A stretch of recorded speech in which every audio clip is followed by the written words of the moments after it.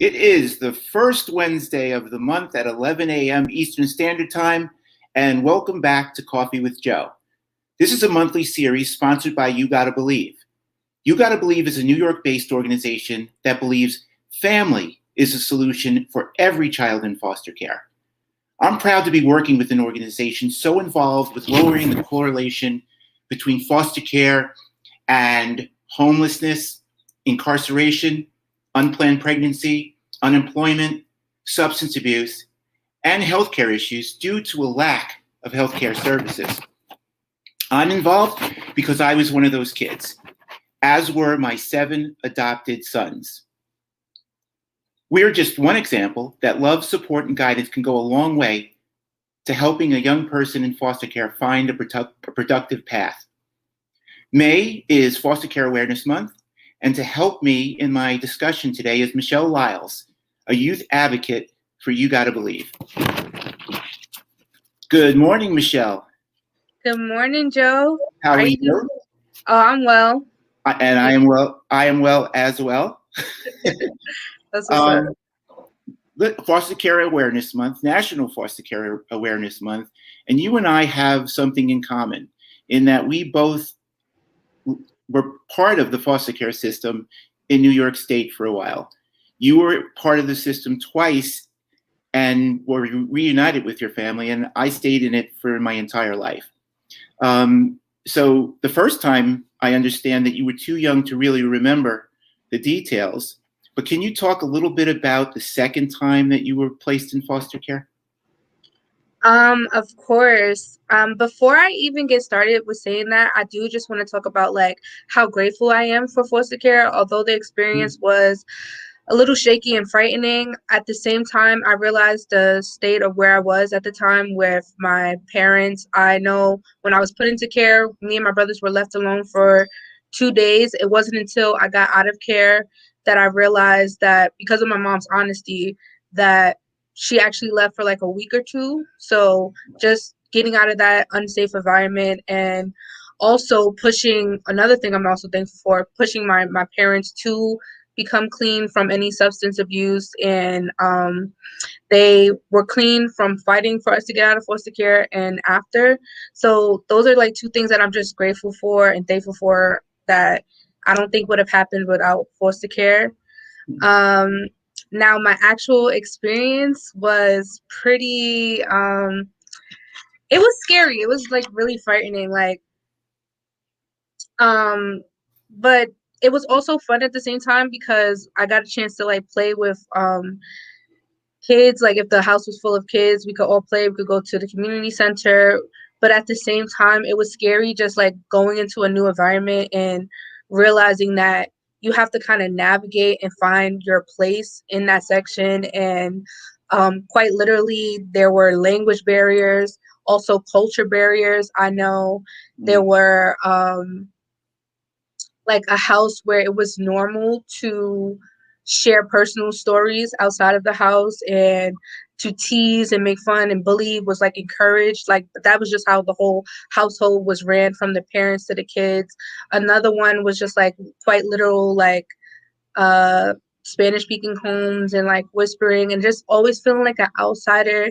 And the best way I knew how to cope with that is to try to blend in as much as possible, almost like a chameleon, just like trying not to be seen. I wasn't really confrontational.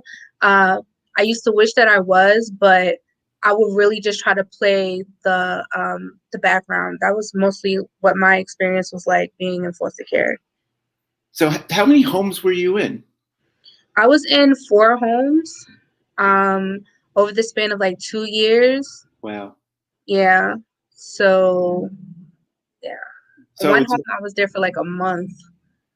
so it's a little different from having what you know, which was your family in your home, no matter what the circumstances were, and then being in foster care and not really feeling connected to home. And that's, I think, why You Gotta Believe is really important, because they are looking to place kids in either forever homes or adoptive families, so Yeah. that the kids feel like they belong. I mean, I really like your analogy about the chameleon, just trying to blend in wherever you were. Hmm. Um, so you also have a philosophy that you shared before, that really hit home to me, because I feel very much the same way. And that is the philosophy of why you think it's important to share your story. Can you tell everybody about that a little bit? Um, well, yeah, I know the benefit of like sharing your story firsthand because my parents were so honest when we were returned home, like just about how they even got into that situation with like using drugs, and like just seeing how you could go from being so down but like making it out better on the other side. It also gave me permission to share with my parents and feel comfortable with them.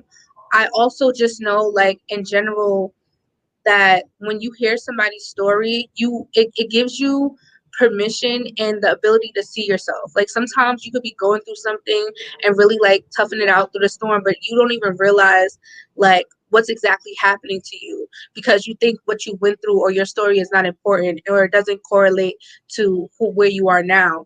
And because you can make that correlation, you could also heal from it and learn from it and like feel less alone. That's why I know it's important to share and just be open and honest about what you go through because you never know if somebody's going through the same thing. Yeah, there's a couple of things, the points that you made, and you talked about the honesty of your family, your biological family. Where I grew up in a foster care home where we had to keep secrets. Mhm. Everything was a secret, and so that was sort of a burden for me. The other thing that you talked about is in regards to sharing your story is why I share my story is because I think it's very important for people to hear that somebody suffered before them, somebody cried before them. But the most important piece that I really want to get across when I tell my story is that somebody survived before them. So you and I went through the foster care system. You and I have survived, and it really aligns with your telling of your philosophy. Is it gives people permission to see themselves in you. And I hope that when I tell my story, people, I like to say that I'm an ambassador of hope, Yeah. and I really want to be hopeful, and make kids in particular understand that this is a short period in their life, and they can um, move forward and expand into the world that is their own. Um, so your philosophy and your life experience led you to the doors of You Gotta Believe. Mhm. How do you use that in your day-to-day work? And tell everybody a little bit about what you do. Oh, definitely. Well, first, I'm a youth advocate, so I work specifically like with the youth. We do activities together. We talk to each other. I try to find resources for them or open their minds to family, that they deserve a family, that they can reconnect to people that might have they have a shaky relationship, but at the same time, you never know, people could change, and just be open and honest with them. So that's like more so like my role at You Gotta Believe. Also help with like other like events and stuff like that. But I'm sorry, what's the second part of your question?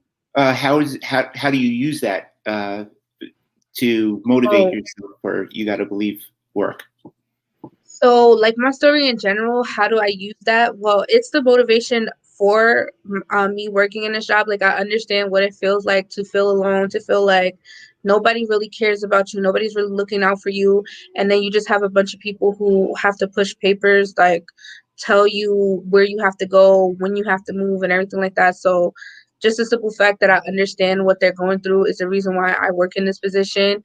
Now, as far as like me telling my story, I don't necessarily like go into details unless like a youth wants me to. But at the same time, my story allows me to sit and listen and be empathetic and just truly open my ears and my heart to them. Like, and I feel like what they have with a youth advocate is somebody who genuinely cares. You know, somebody who genuinely cares and understands and could be compassionate with them. Like when I talk to my youth, like they really be opening up to me. They really be talking any type of way that they want, but in a respectful way. But they do like just be honest. Like I miss my parents. Like I feel like nobody cares, or I don't want to be here anymore. I know a lot of what I was going through was I just don't want to be here. I don't care, you know, and just being like I totally like I get you. I understand that. Just being able to be that place where they could be open and honest about things and also come up with solutions. Yeah, well, you know that I've adopted 7. Mm-hmm. And I think that is the thing that works in my house, is that the little boy that I was in foster care keeps me connected to those issues as they bring them. And they all come with different issues. And we've sort of gotten into a pattern where we introduce new people, we become family, and I haven't stopped yet. I have another one coming hopefully in a few weeks. I totally get what you're saying. You were reconnected with your family. I was not. So there's a lot of diversity, a lot of similarities, and a lot of diversity in foster care. And it really is individual. It is. Well, I would like to thank you for being part of this conversation. But before we go, we have a segment called Question of the Day.